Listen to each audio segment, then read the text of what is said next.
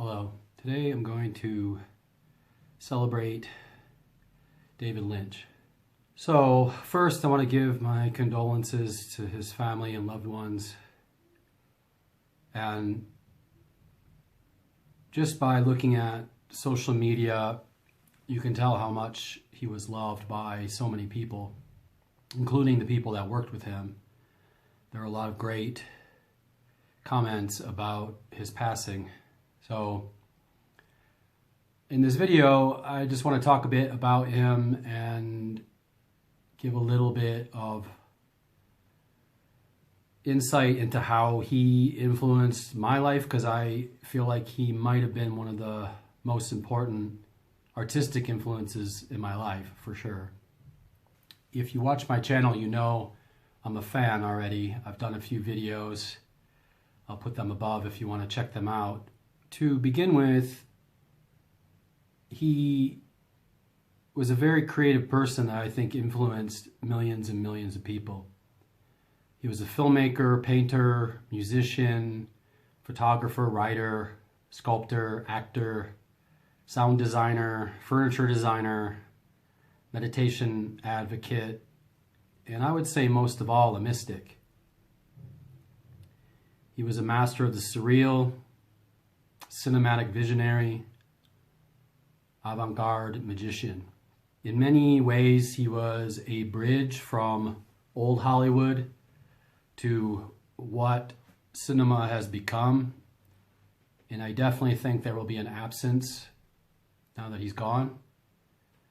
It's hard for me to imagine or consider, there are a lot of great filmmakers out now. However, I don't think they have as unique of a vision as he had. And I don't know. I mean, maybe we'll get someone else like David Lynch someday.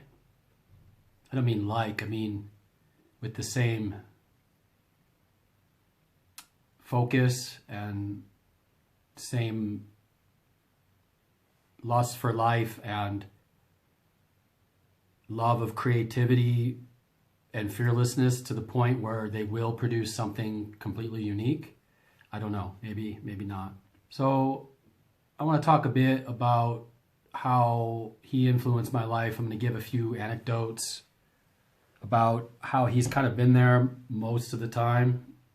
So my first exposure to him was in high school, and my friends and I really loved Wild at Heart and Blue Velvet, and we would quote those films all the time. I was kind of a bit of an outcast in high school. I did have a lot of friends, but they were all kind of outcasts too. They were all artists and musicians and stuff. So like for us, seeing Wild at Heart was like a revelation. And then shortly after that, I believe I saw Blue Velvet. I can't really remember which one I saw first, but I think it was Wild at Heart. And, we had a very profound love for Nick Cage, and Nick Cage in Wild at Heart is probably one of his greatest performances. So we used to quote him all the time. And around that time, shortly after that, I had one of my first sexual experiences watching Twin Peaks with a girl that kind of turned me on to Twin Peaks, because I didn't know that he had made a TV show at that time. So, looking back on that, there's some fond memories in a kind of innocent time. A little bit later, I worked at a movie theater. Fire Walk With Me came out, which is kind of a revelation now, considering LA has been on fire. But it's interesting that he passed on right around that same time. It's almost like he died and the city died in a way. And even though he wasn't from LA, I would definitely consider him an LA filmmaker. I mean, so many of his films have to do with the geography and the rot of Hollywood. So Fire Walk With Me came out, and that blew my mind. I'd never seen a film so raw. And yeah, it was just a great film that I think was very misunderstood at the time that it came out. In some ways, I think maybe it was too raw. I don't think people were ready for it. And after that, each film that came out was like an event. I remember seeing all of them in the theater, you know, when he would bring out a new film, because it wasn't really that often. It was every few years. And you never knew what he was going to do. He did The Straight Story, and then he did, you know, Lost Highway and Mulholland Drive, and all these films are very different from each other. I mean, they're all quintessential David Lynch, even The Straight Story in its own way. Speed ahead, over the years, I've rewatched Twin Peaks with several people, some girlfriends and other friends. And eventually I'm going to do a video on Twin Peaks, but it's just too much to tackle. I don't know where to start. I will eventually. But a few years ago in Korea, The Return came out, Twin Peaks The Return, and I remember being in my tiny apartment at the time, super excited because I'd waited so long for more, 25 years, and when it came on, I just couldn't believe what it was. It transcended TV. It was cinematic, but it was also bigger than cinema somehow, even though it was on television. And each week it was this enigma, and on Facebook and other social media, people were just talking about it, all the mysteries in it and what it all meant. And I think that's really the great thing about him, is he loved a mystery. And his love of mystery translated to our love of watching his mysteries. And you could definitely feel his passion for that kind of storytelling. So during that time, you know, I've always been into meditation, but his book, Catching the Big Fish, keeps coming back into my life. And during that time, I reread it.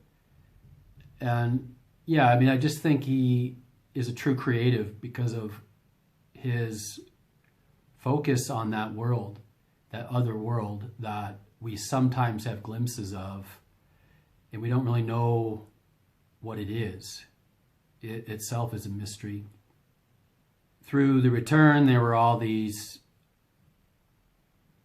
conundrums of symbolism, and if you know anything about occultism, his work is filled with occult symbols, the Black Lodge, all this stuff is very occult. The owls are not what they seem. If you know things about Moloch and stuff, yeah, you could tell that he was taking what he encountered in Hollywood, and through an artist's lens, he was trying to comment on it. And, you know, based upon what everyone has said, he seemed like a Boy Scout, which is funny because you would not expect that kind of person inside Hollywood. But he was there, and he, you know, somehow succeeded within it. I mean, as much as anyone of that artistic caliber can. So after The Return was over, it was hard because I was in Korea, and I had a lot of friends in Korea, but no one really knew about his work that I hung out with. And it was hard to go through that whole return process without like sharing it with anybody. Eventually, I had two friends that wanted to watch it because I kept talking about it over and over again. And I ended up rewatching it with them, and that was just a really special experience, mainly because I knew what was coming and they didn't. And it was an interesting way to experience it a second time, because I could gain a lot more by seeing it a second time, but I could also gain a lot by their reactions. I didn't really see that the first time because I was just so absorbed in it. Having that kind of perspective made it a very interesting experience. So, you know, week to week we watched it. We watched like 2 episodes a week or something because this was after it was finished. And we'd talk about it, you know, all week long. Then we'd watch another one or another 2. And then, you know, once it was finished, they wanted more. So we just started going through all of David Lynch's films. And yeah, it was just interesting seeing their reaction to all of them. You know, it's hard to see the value of something when it's been alongside of you for so long. Like Wild at Heart, you know, forever that film has been in my life.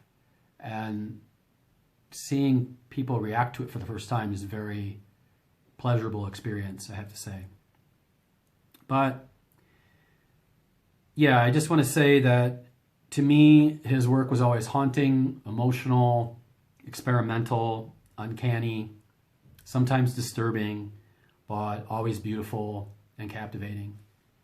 And he will definitely be missed. So if you haven't seen his films, definitely go out and watch them, because there is no filmmaker like him. That's all I got for today. Take care. Rest in peace, David Lynch.